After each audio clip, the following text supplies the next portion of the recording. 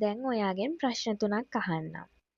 ඔයා අන්තිම වතාවට ඔයාටම මම ඔයා ගැන ආඩම්බරයි කියලා කිව්වේ කවදද?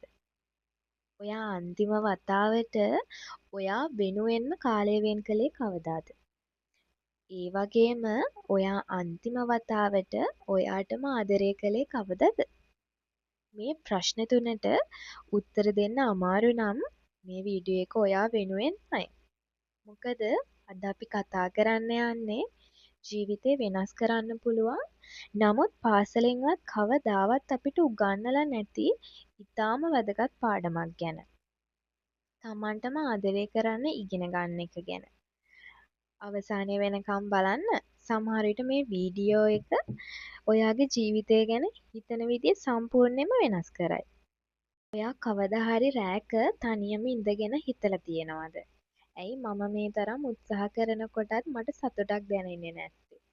ඇයි මම හැමෝවම සතුටු කරන්න උත්සාහ කරනකොට මමම හිස් වෙලා යන්නේ? ඔයාට කවදා හරි මෙහෙම දැනිලා තියෙනවද?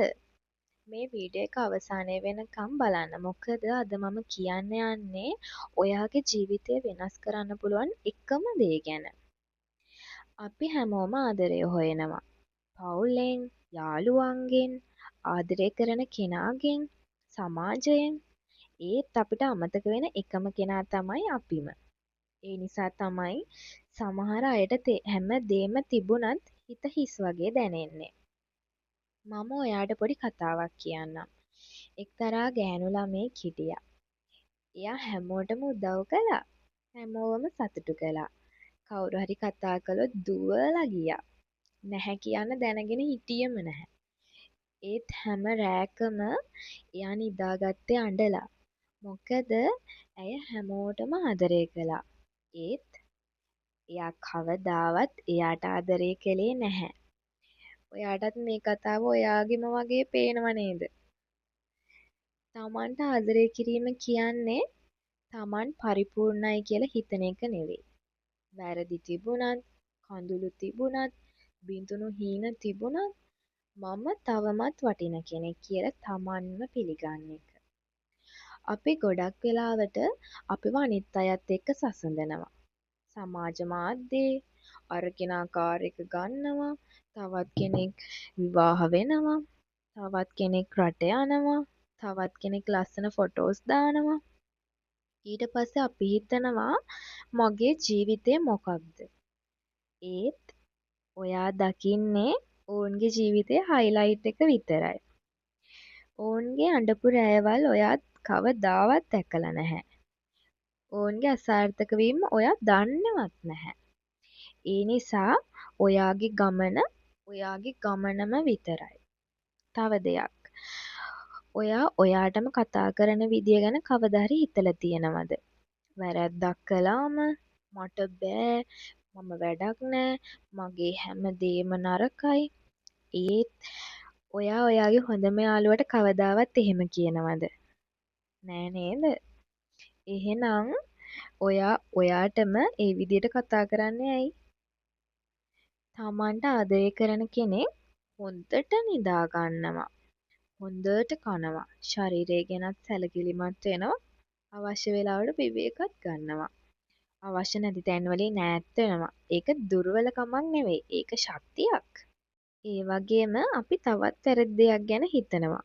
ගොඩක් අය හිතන්නේ තමන්ට ආදරය කරනවා කියන්නේ සල්ලි ගොඩක් වියදම් කරන එක කියලා.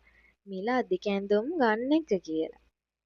හැම මාසෙම සැලොන් යන එක, බ්‍රෑන්ඩ් මේකප් ගන්න එක, ලක්සරි හොටෙල් වලට යන එක.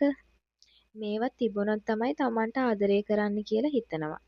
ඒත් ඇත්තටම තමන්ටම ආදරය කිරීම කියන්නේ ලක්සරි ජීවිතයක් ගත කරන එක නෙවෙයි.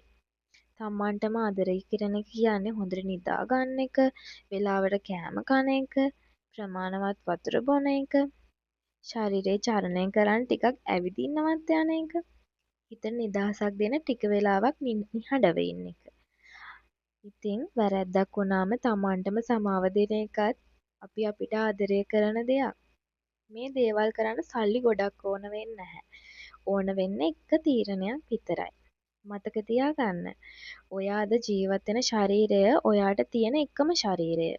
ඔයාද ජීවත් වෙන හිත ඔයාට තියෙන එකම හිත.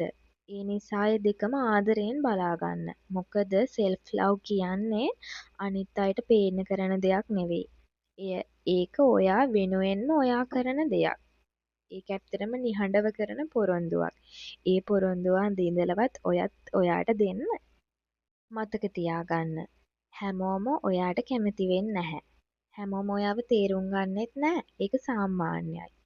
ඒත් ඔයා ඔයාව අතාරින්න එපා.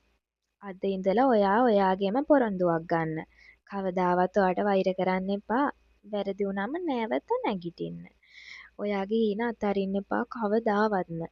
ඔයාගේ වටිනාකම අනිත් අයගේ අදහස් වලින් මනින්න එපා කවදාවත්. අවසානයේ මට ඔයාට කියන්න තියෙන්නේ එකම එක දෙයයි.